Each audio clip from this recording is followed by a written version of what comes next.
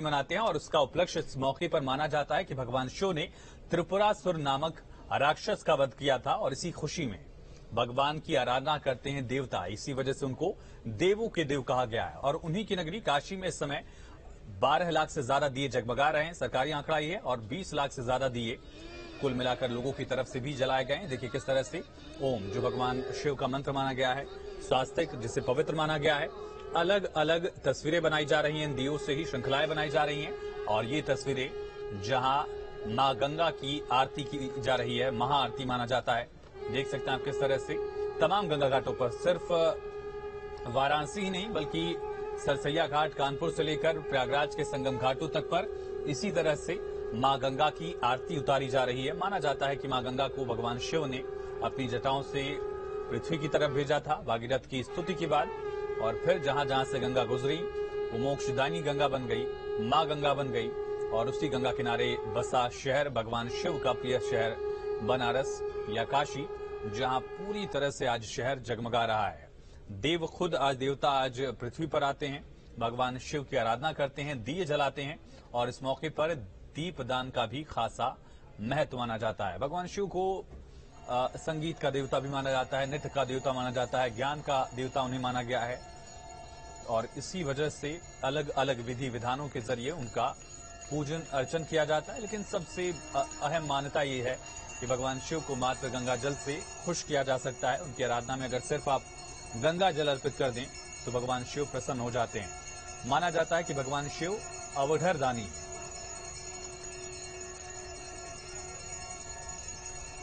चलिए हमारी सहयोगी आशिमा हमारे साथ जुड़ गई। आशिमा, भगवान शिव की नगरी काशी इस समय दीपों से जगमगा रही है। सुंदरकांड का लगातार पाठ किया जा रहा था, उससे भी हमने देखा कि किस तरह से जो छटा है और ज्यादा खूबसूरत हो गई। बिल्कुल आयुष, और हमारे साथ हमारे खास मेहमान लगातार बने हुए हमारे साथ अमिताभ जी और दीपा जी, जो बहुत ही सुंदर तरीके से पंचमुखी सुंदरकांड का जो है हमें बता रहे हैं कि उसमें किस तरह से भगवान हनुमान ने तमाम चुनौतियों को पार किया। उनकी तमाम चुनौतियों को पार करने का जो तरीका है उसका वर्णन ही बहुत खूबसूरती के साथ अमिताभ जी हमें बता रहे हैं। चौपाइयों के जरिए अशोक वाटिका में प्रवेश कर गए हैं भगवान हनुमान। आगे क्या होता है? हनुमान जी अशोक वाटिका में जाके उस वृक्ष के ऊपर बैठ जाते हैं जिसके नीचे माता सीता बैठी हुई थी। और अगर मैं उसको गा के बताऊं तो तुलसीदास जी ने कहा है, तरु पल्लव महरहा लुकाई, करई विचार करऊं का भाई।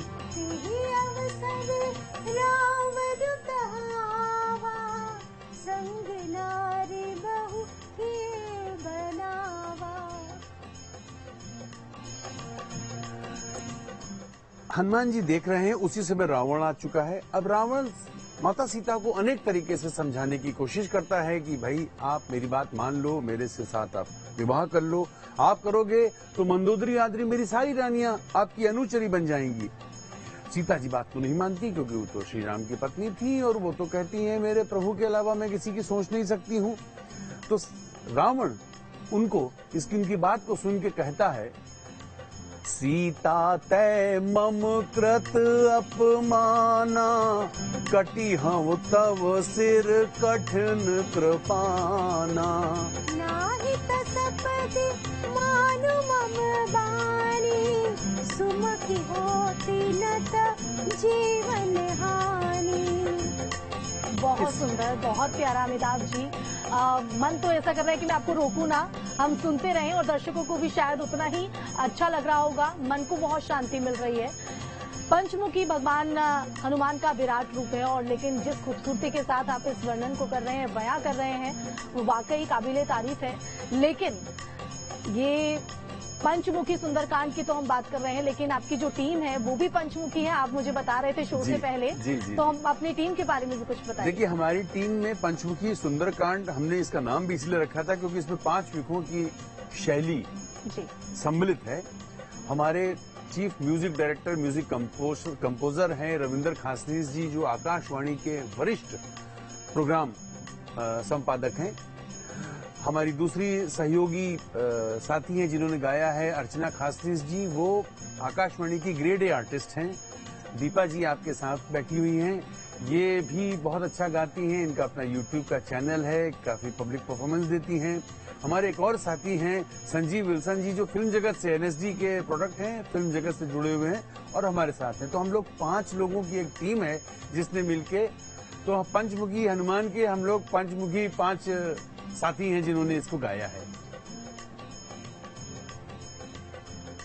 बिल्कुल, बहुत खूबसूरती के साथ अमिताभ जी आप पूरे पंचमुखी सुंदरकांड को बता रहे हैं। फिलहाल ये तस्वीरें आप वाराणसी से भी देख रहे हैं, किस तरह की अद्भुत छटा यहाँ पर देखने को मिल रही है।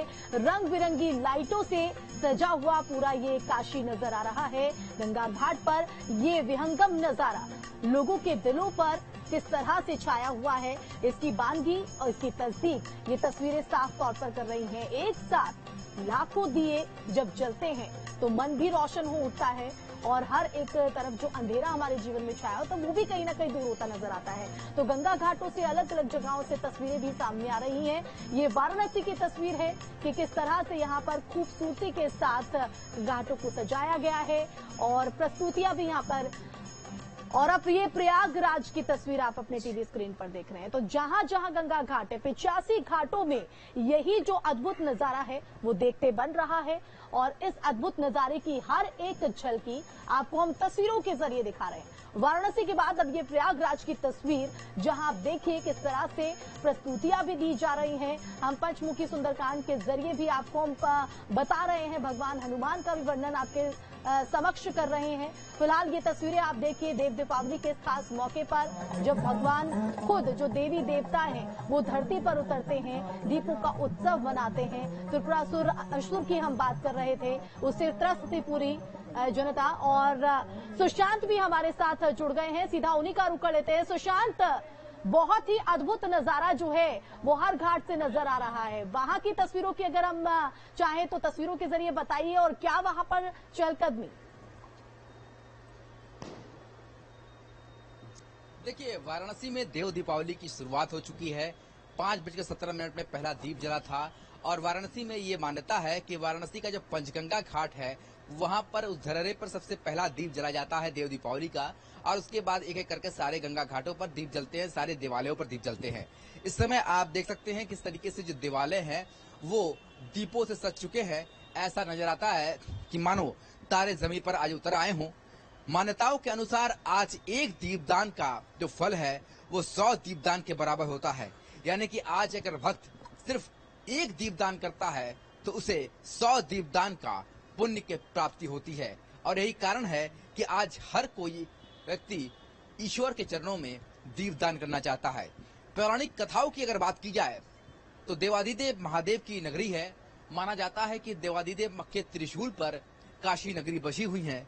और आज से हजारों साल, लाखों साल पहले जब देवता बहुत ज्यादा परेशान थे त्रिपुरासुर नामक राक्षस से, तो सभी मिलकर देवता भगवान शिव की शरण में जाते हैं और कहते हैं, प्रभु इस राक्षस से हमें मुक्ति दिलाइए, ये स्वर्ग लोक पर कब्जा करना चाहता है। तो उसके बाद त्रिपुरासुर के साथ एक युद्ध होता है जिसमें भगवान शिव त्रिपुरासुर का वध करते हैं और उसके बाद देवताओं की सारी परेशानियां खत्म हो जाती है। और उसके बाद देवता भगवान शिव के इस प्रिय शहर यहाँ पर आते हैं और गंगा के किनारे 33 कोटि देवी देवता आकर के दिए जलाते हैं और वो दिन कार्तिक पूर्णिमा का होता है। हमारे जो संवाददाता हैं ग्राउंड से आप तक पहुंचा रहे हैं, बने रहिए। और एक बार फिर से मैं अपने खास मेहमानों का रुख करना चाहूंगी। आपने अपने पंचमुखी टीम के बारे में बताया कि किस तरह से ये पूरी टीम बनी और आपने पंचमुखी सुंदरकांड को इस तरीके से बहुत ही खूबसूरती के साथ प्रस्तुत किया। दीपों को आपने देखा अमिताभ जी, कहीं ना कहीं दीपों को जब रोशन दिए होते हैं हमारे जीवन में, हमारे मन में भी वही पॉजिटिविटी आती है। मैं आऊंगी, लेकिन दीपा जी का मैं एक बार रुक कर लेती हूँ। दीपा जी, हम चाहेंगे कि इसी पॉजिटिविटी एनर्जी के साथ आप भी, जैसा कि अमिताभ जी ने बताया कि यूट्यूब पर आप गाने गा चुकी हैं, 2 गीत आपने प्रस्तुत किए हैं, उनमें से कोई एक दर्शकों के लिए जो सकारात्मकता बढ़ाता हुआ। बिल्कुल सही कहा आपने। अगर हम सकारात्मक होते हैं तो हम ईश्वर से भी जुड़ जाते हैं और हमारे जो कष्ट है वो दूर हो जाते हैं। तो एक भजन है, मैं वो आपको सुना रही हूँ।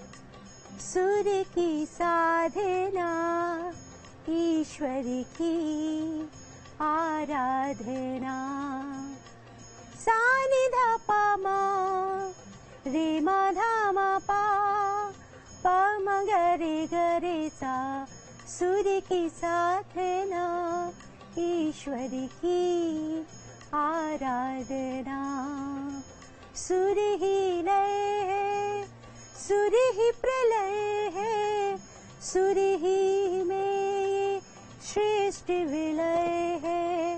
पर्वत नदियाँ सागर झरने सब गाते हैं अपने सुर में। रे मन सुर में प्राण जगा ले तू भी अपने सुर में गा ले। जीवन को संगीत बना ले सात सुरों को मीत बना ले। आठवां सुर सा साधना कर ले सुर की साधना।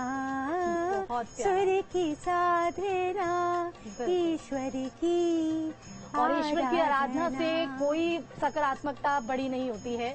अमिताभ जी आपका फिर से आपका रुख कर लेंगे क्योंकि सीता जी तो नहीं मान रही हैं। अब ऐसे में हनुमान जी उनको किस तरह से बनाते हैं, आगे क्या होता है? आगे क्या होता है कि जो एक टीम रावण ने बनाई थी राक्षसियों की, जो सीता जी की को रखा हुआ, जो बंधक बना के रखा था जिन्होंने, उसमें से एक थी, उसका नाम था त्रिष्टा। त्रिष्टा जो थी वो राम भक्त थी।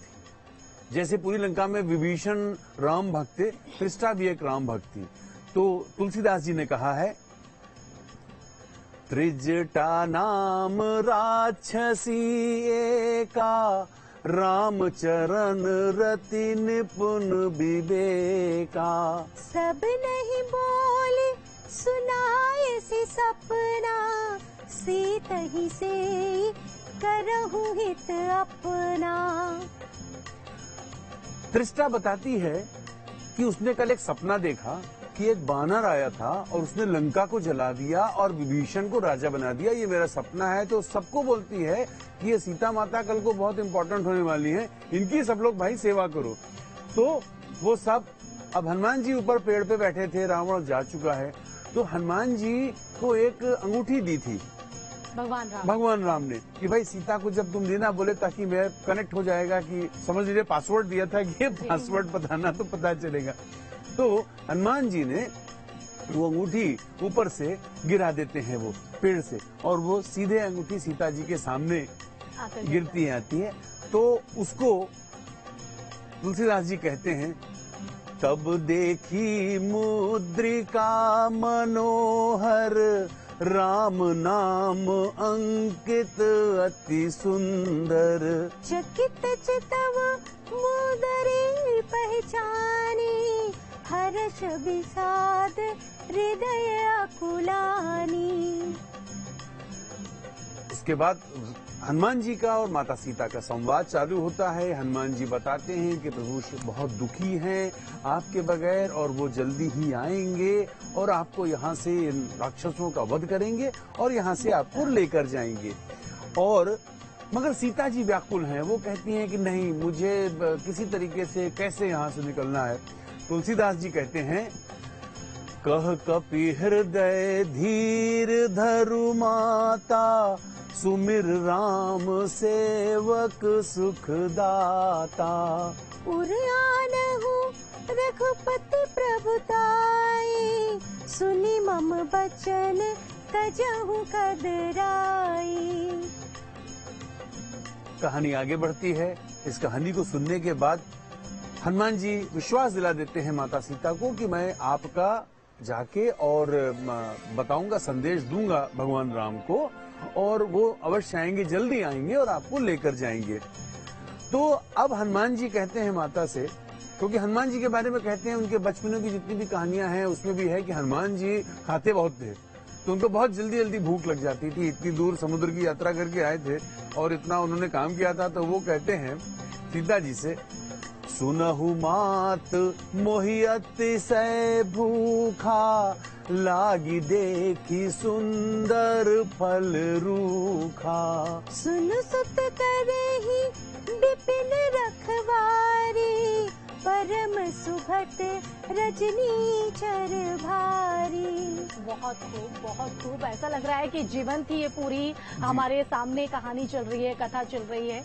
अमिताभ जी आगे भी इसको बढ़ाएंगे, लेकिन काशी में क्या अद्भुत नजारा है, एक बार फिर से हमारे संवाददाता सुशांत का सीधा रुख कर लेते हैं। सुशांत, अभी क्या तस्वीरें हैं वहां पर, क्योंकि लाखों दिए जल रहे हैं, बहुत ही अद्भुत नजारा और लोगों में खासा उत्साह है।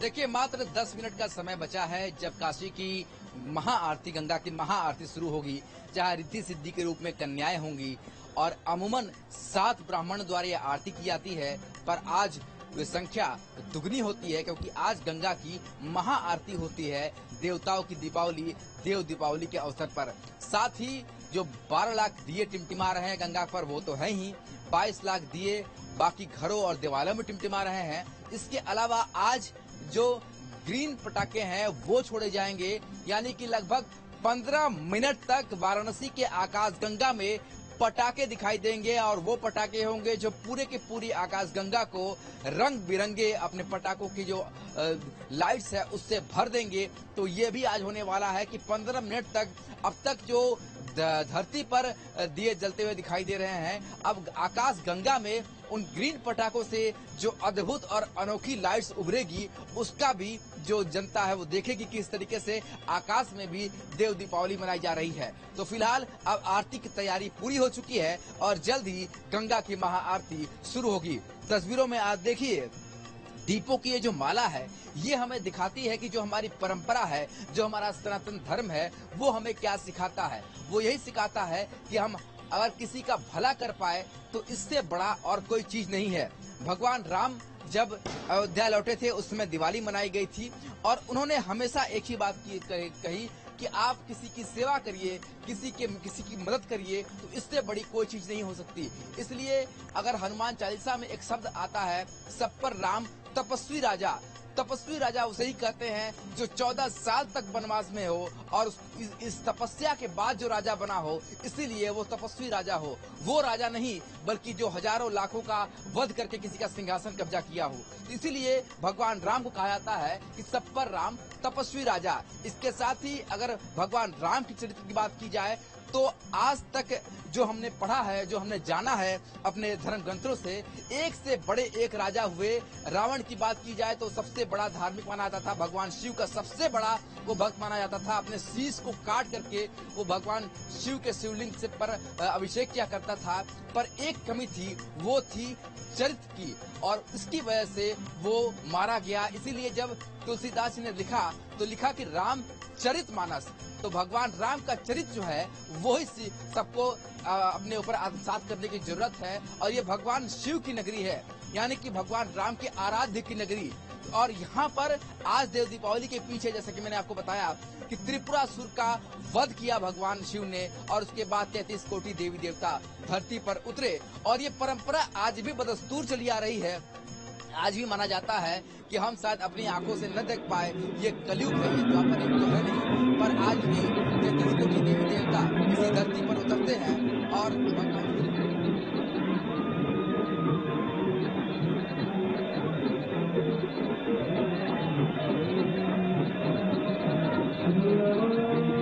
अभी कुछ ही क्षण यहाँ पर बचे हैं महाआरती के लिए। भव्य तैयारी सुबह सवेरे से हम आपको दिखा रहे हैं गंगा घाटों पर किस तरह से है। ये आप काशी की शिवनगरी की तस्वीर देख रहे हैं, दुल्हन की तरह सजी हुई है और वो क्षण अब दूर नहीं जिसका इंतजार जो है वो श्रद्धालुओं को भी रहता है, महाआरती का। तो देव दीपावली की रीढ़ कहीं ना कहीं महाआरती को कहा जाता है और अब उसके लिए कुछ ही क्षण, कुछ ही पल यहाँ पर बचा है। और ऐसे में आरती को लेकर किस तरह की तैयारी है वो आप सीधी तस्वीरों के जरिए देख पा रहे हैं। तो हमारी खास पेशकश लगातार दिव्य दीपोत्सव जारी है, जहां काशी के गंगा घाट से आपको हम अद्भुत नजारा दिखा रहे हैं, तो साथ ही दूसरी तरफ पंचमुखी सुंदरकांड की वर्णन भी आपको हम बता रहे हैं। रुकेंगे बहुत छोटे से ब्रेक के लिए, जल्द।